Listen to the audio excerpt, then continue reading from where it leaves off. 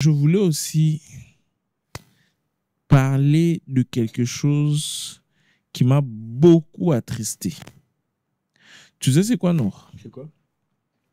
J'ai essayé de regarder notre pays sur plusieurs facettes, surtout sur la facette opération psychologique, une fois encore, parce que je m'y connais un peu, je m'y connais assez dans le domaine. Ok? J'ai commencé. Tu pourras mettre ça? Est-ce qu'il pourra zoomer? Ou il pourra peut-être ajouter. Tu vois? Ça, c'est l'armoirie de la RDC. OK? Non, tu vois, non? Yeah. Dans cette armoirie-là, tu vois la tête du léopard. Tu vois une lance. Et puis, tu vois quelque chose qui ressemble à un couteau. Un couteau. Et puis, tu vois paix, justice et travail. OK? Moi, je suis pour qu'on change ça. Oui, je suis pour qu'on change ça. Je vais vous dire pourquoi.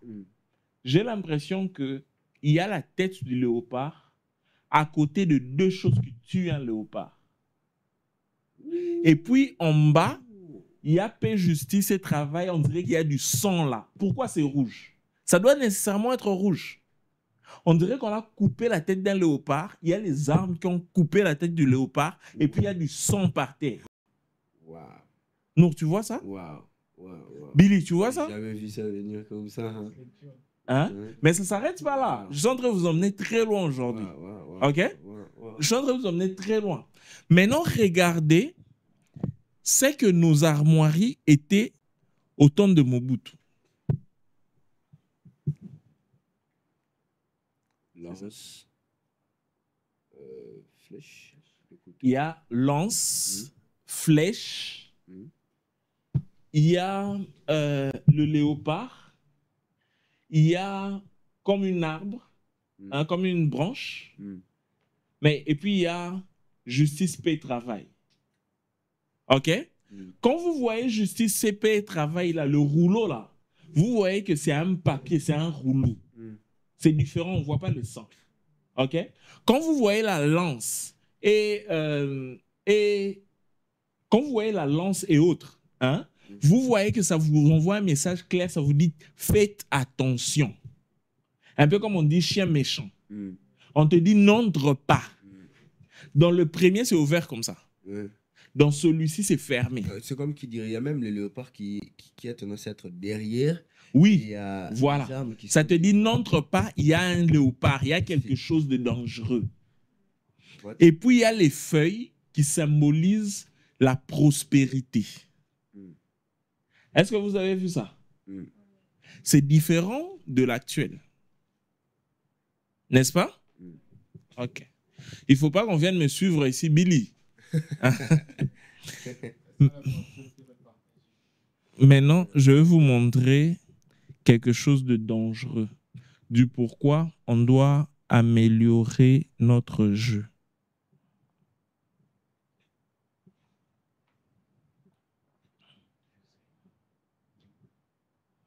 Vous êtes prêts? Vous êtes prêts? Vous êtes sûr? OK.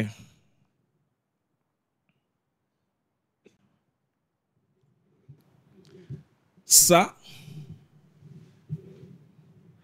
c'est l'armoirie du Rwanda. C'est ça. Je vous dis, il faut apprendre des gens avec qui vous vous battez. Vous voulez que je commence à décortiquer ça? C'est une dinguerie. OK? Premier élément, il y a la case. La case, c'est le peuple. C'est le pays. OK? À côté de la case, il y a la prospérité. Deux branches. Différents types de prospérité. OK? La prospérité naturelle d'un côté, et puis il y a une autre prospérité de l'autre côté. qui paraît naturel, mais c'est comme de la poussière. C'est un peu comme le minerai, mais c'est une forme de prospérité. OK? Au-dessus, il y a le soleil. Nour, je ne sais pas si tu as suivi les formations sur ça, qui représente l'environnement, la maîtrise de l'environnement. Donc, on a la case, notre peuple au milieu. OK? À gauche, il y a la prospérité. D'une manière naturelle, à droite, il y a une autre prospérité. Au-dessus, il y a le soleil qui représente notre environnement, c'est-à-dire on contrôle notre Il y a la lumière environnement. partout, quoi. Donc on peut... Pas seulement. Le soleil, ça représente qu'il y ait une lumière, qu'il n'y ait pas de lumière. Ça représente notre environnement. Okay. On contrôle notre environnement. OK? Après, il y a des boucliers, 2 boucliers, à gauche et à droite. Mais ces boucliers ici ne sont pas des boucliers simples.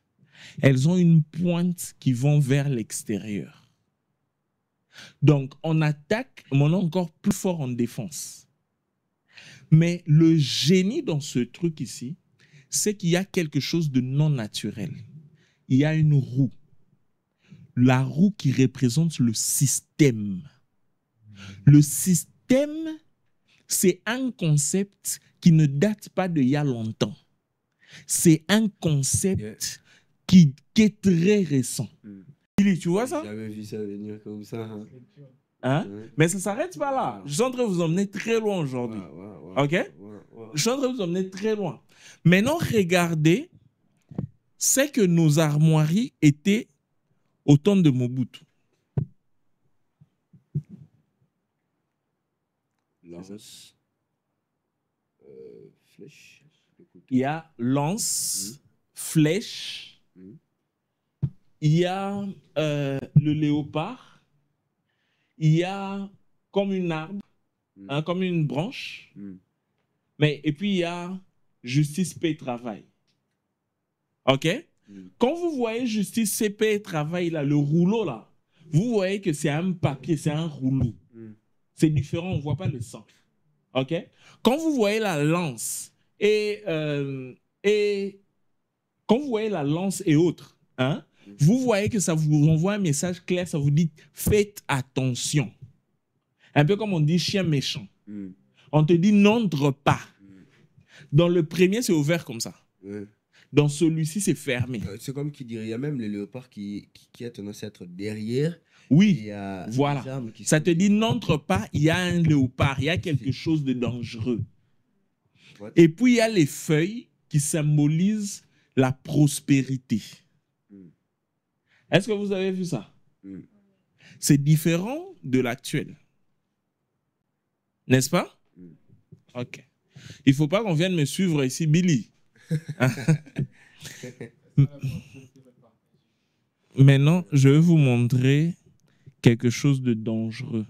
Du pourquoi on doit améliorer notre jeu.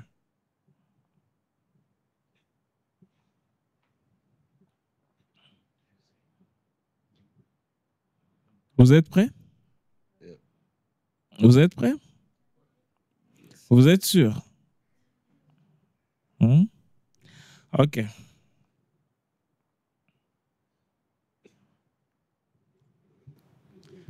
Ça,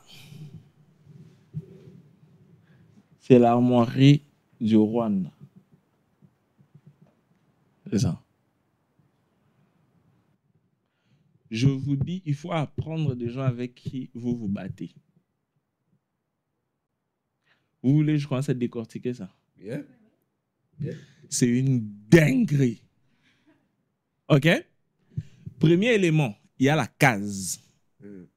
La case, c'est le peuple. C'est le pays. OK? À côté de la case, il y a la prospérité. 2 branches. Différents types de prospérité. OK? La prospérité naturelle d'un côté, et puis il y a une autre prospérité de l'autre côté, qui paraît naturelle, mais c'est comme de la poussière. C'est un peu comme le minerai, mais c'est une forme de prospérité. OK? Au-dessus, il y a le soleil. Nour, je ne sais pas si tu as suivi les formations sur ça, qui représente l'environnement, la maîtrise de l'environnement. Donc, on a la case, notre peuple au milieu. OK? À gauche, il y a la prospérité. D'une manière naturelle, à droite, il y a une autre prospérité. Au-dessus, il y a le soleil qui représente notre environnement, c'est-à-dire on contrôle notre Il y a la lumière environnement. partout, quoi. Donc on peut... Pas seulement. Le soleil, ça représente qu'il y ait une lumière, qu'il n'y ait pas de lumière. Ça représente notre environnement. Okay. On contrôle notre environnement. OK? Après, il y a des boucliers, 2 boucliers, à gauche et à droite. Mais ces boucliers ici ne sont pas des boucliers simples. Elles ont une pointe qui vont vers l'extérieur.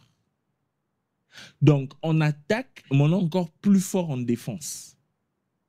Mais le génie dans ce truc ici, c'est qu'il y a quelque chose de non naturel. Il y a une roue. La roue qui représente le système. Le système, c'est un concept qui ne date pas d'il y a longtemps. C'est un concept qui est très récent. Et un pays qui prend le système, c'est-à-dire on maîtrise les entrées, on maîtrise les sorties, on industrialise, on transforme le tout en machine. Wow. Est-ce que vous êtes en train de comprendre? Et puis le tout, c'est refermé dans ce truc noir, vert, qui symbolise l'unité. Bien noué, là. Oui. C'est avec eux qu'on est en train de se battre. Est-ce que vous êtes en train de comprendre? Non, est-ce que vous êtes en train de comprendre? Ah. Vous êtes en train de comprendre? Ça m'a même rappelé une conversation que j'ai eue avec vous. Vous avez parlé des cultures. Que la culture, c'est pas seulement ce que nos ancêtres ont laissé. C'est aussi ce que nous, on peut innover. On peut créer. Vu la partie du système. Donc aujourd'hui, eux, ils prennent aussi dans leur... comment on appelle ça? Le symbole. Ils ont mis le système quelque chose d'aujourd'hui, mais ça fait partie de leur philosophie. Donc, tout est systémisé. Donc, il y a des entrées, les sorties. Donc, ils sont en contrôle de tout, quoi. Donc, ça m'a un peu rappelé cette conversation. Je vois un peu. Donc, c'est tout un système. C'est comme ça que moi, je pense que pour qu'on devienne fort, il faut aussi qu'on apprenne d'eux. Apprendre même de quelqu'un avec qui tu es en train de te battre, ce n'est pas mauvais. Ça te permet de t'améliorer. Parce que vous devez comprendre ceci. Dans la guerre asymétrique, pour que quelqu'un de faible batte quelqu'un de fort, il doit commencer par te rendre faible. Il doit te rendre faible, tu dois être faible, désorganisé, sinon tu seras puissant. Vu la taille. Oui, parce que tu as des avantages. Voilà, déjà, tu vois un peu? C'est des avantages. Et seulement, déjà, base, si on apprend de tout ça là, de leur jeu, on voit leur jeu, on apprend de leur jeu et on est capable d'intégrer ça.